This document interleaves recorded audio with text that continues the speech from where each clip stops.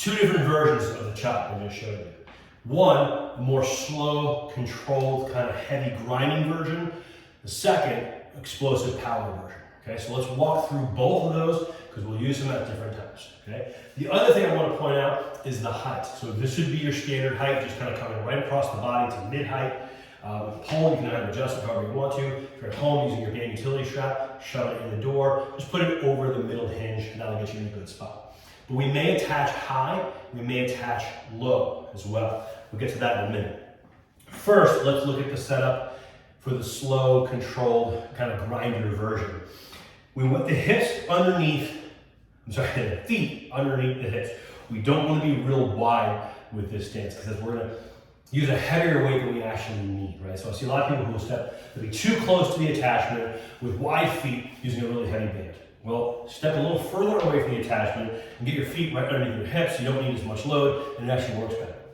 The other thing is I'm going to go ahead and grab with the outside hand like this, and the inside hand will just cup this way, okay? Now, I'm here and I chop across. Band is going to come under the arm as I chop. Okay, nice slow grind. Lower body's really rooted into the floor, and we're just getting the twist and the rotation at the hip. Now, for the power version, we don't want the feet rooted into the floor. We want them to move with the body. Think of like a baseball player swinging a bat or a golfer.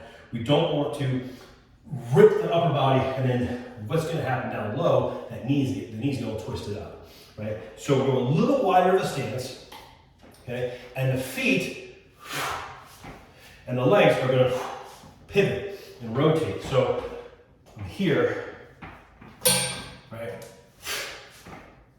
Start here, explode, cross, rotate. And you just feel it, right? You kind of just be natural on the balls of your feet. So take the weight out of your heels, balls of your feet, and then rotate, rotate, rotate, okay? And just go natural versus, right? And then the knees are getting, right? Just rotate, rotate, and that's going to be your more explosive variation.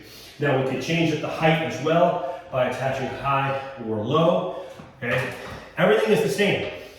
We're just pulling from a downward angle up or an upward angle down.